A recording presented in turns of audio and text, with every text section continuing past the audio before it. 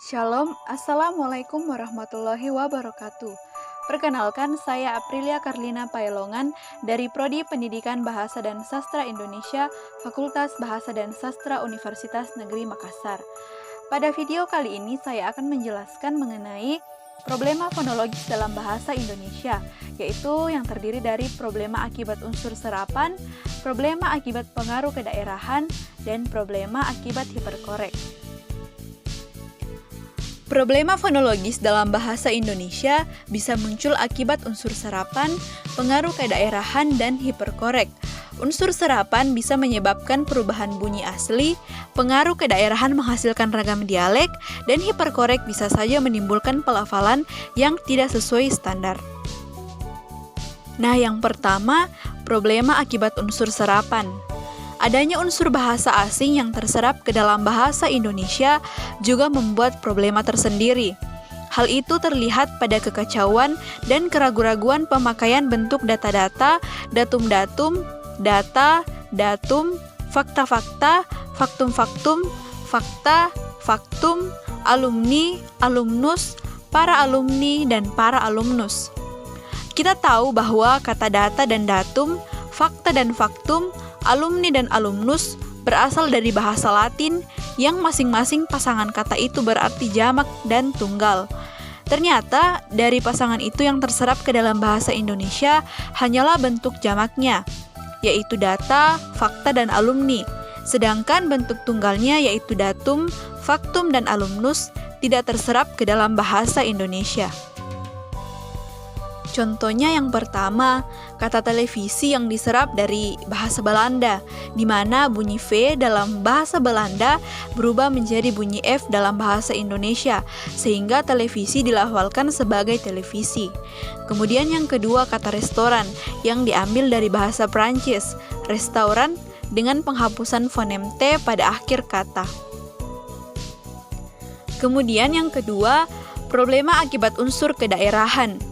Nah, problema akibat pengaruh kedaerahan dalam bahasa Indonesia mencakup variasi pelafalan dan pengucapan kata-kata. Definisi masalah ini adalah perbedaan dalam sistem bunyi antara daerah-daerah yang dapat mengakibatkan ketidaksesuaian fonologis. Hal ini dapat menyebabkan kesulitan dalam pemahaman antar penutur yang berasal dari daerah yang berbeda. Setiap daerah memiliki variasi pengucapan yang berbeda-beda, sehingga kata-kata yang seharusnya diucapkan dengan satu cara dapat berbeda dalam pengucapannya di daerah lain. Contohnya, pengucapan kata makan dapat berbeda antara daerah Sulawesi, Jawa, dan Sumatera. Kemudian yang terakhir, problema akibat hiperkorek.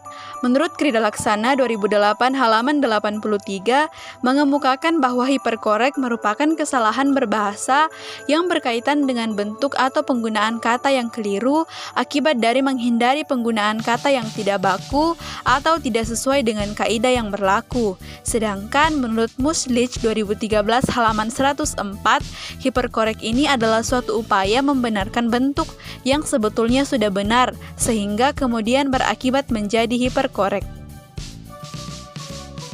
Problema akibat hiperkorek terjadi ketika pembicara berusaha untuk mengikuti aturan fonologis secara berlebihan, bahkan ketika aturan tersebut tidak berlaku dalam bahasa Indonesia.